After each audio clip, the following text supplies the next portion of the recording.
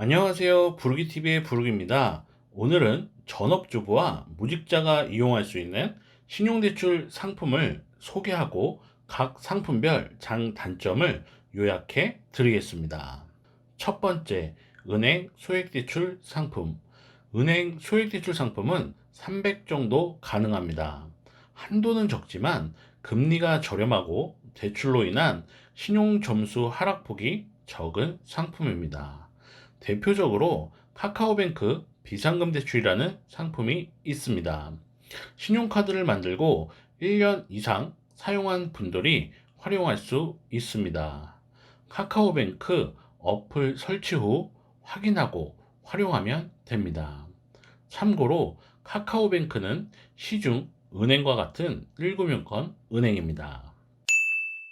국민은행도 KB 리브 간편대출이라는 상품이 있습니다. 인터넷 전용 상품이고 KB 리브 어플 설치 후 이용할 수 있습니다. 국민은행 고객을 대상으로 하는 상품이고 국민은행과 거래가 없는 분은 이용하지 못합니다. 본인 명의 신용카드가 없거나 국민은행과 거래가 없을 경우 우리은행, 우리비상금 대출을 활용하면 됩니다. 본인 명의 핸드폰 사용 이력을 평가해서 대출 여부가 결정되는 상품입니다. 이 상품도 우리은행 어플을 통해 알아볼 수 있습니다. 두 번째, 보험사 약관 대출. 보험에 가입하고 해지하면 돌려받는 돈이 있습니다.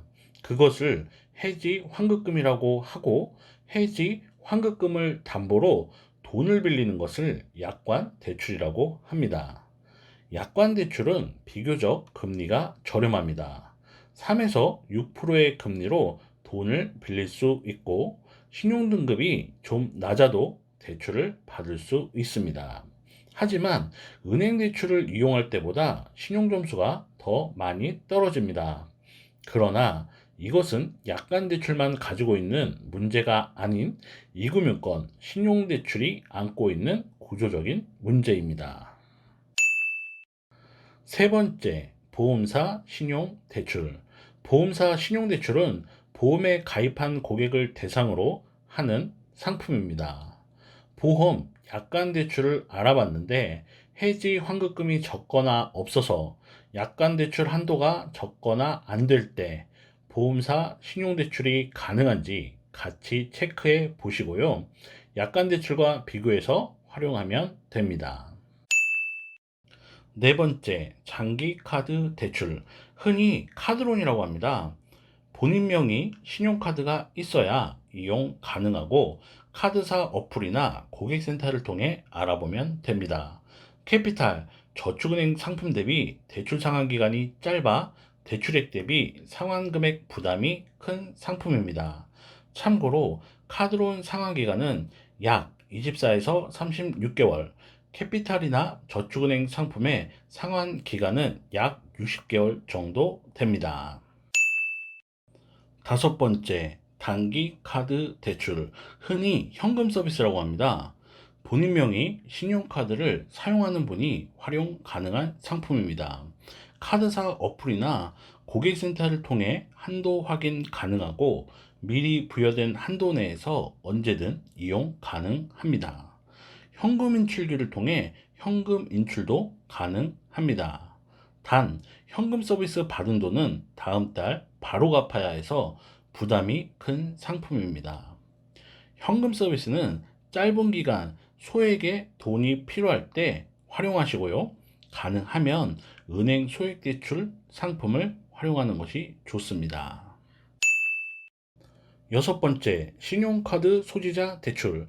신용카드 소지자 대출은 캐피탈 저축은행에서 이용 가능한 상품입니다. 신용카드 사용 이력과 신용등급을 종합해서 한도가 나오는 상품이고요.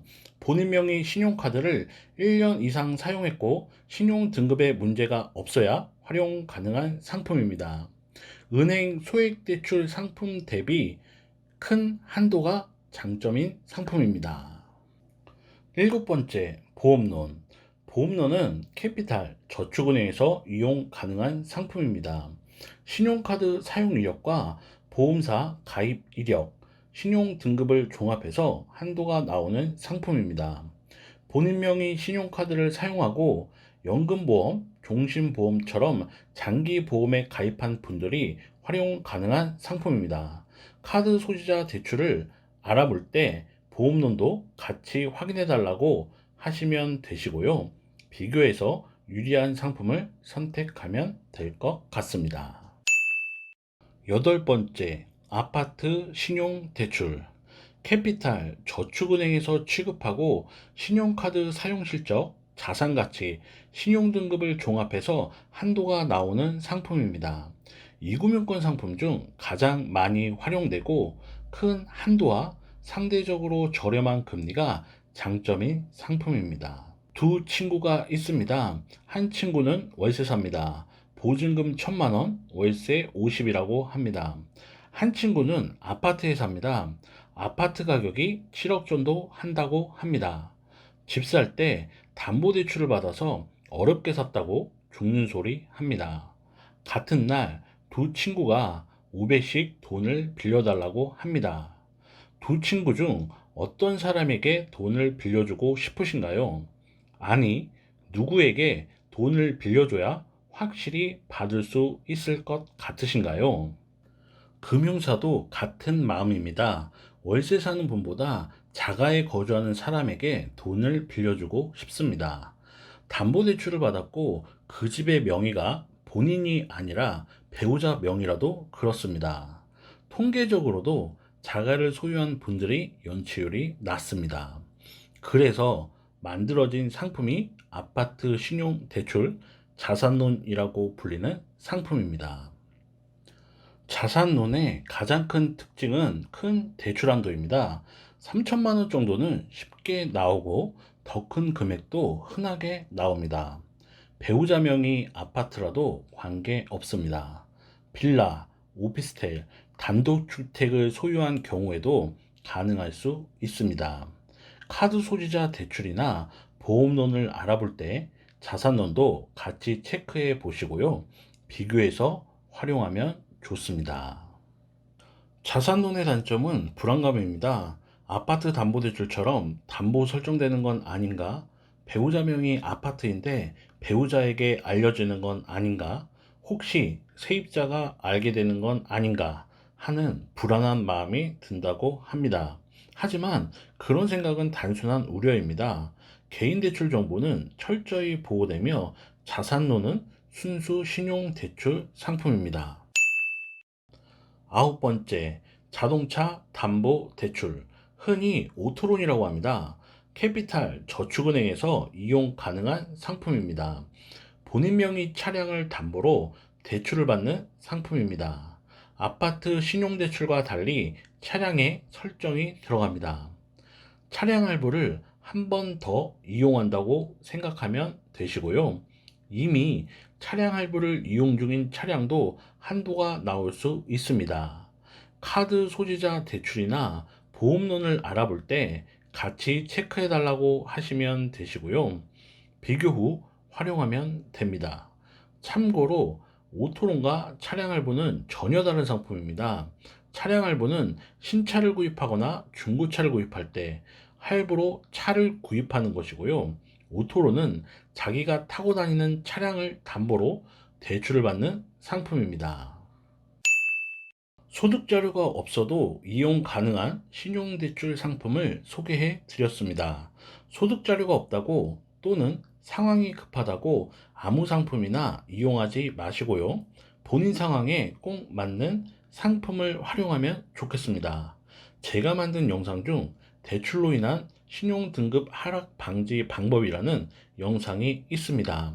어떻게 대출을 이용해야 신용대출로 인한 등급 하락을 최소화할 수 있는지에 관한 이야기입니다. 참고하시면 좋겠습니다. 문의사항 있으시면 편하게 연락 주시고요. 지금까지 부르기였습니다. 감사합니다.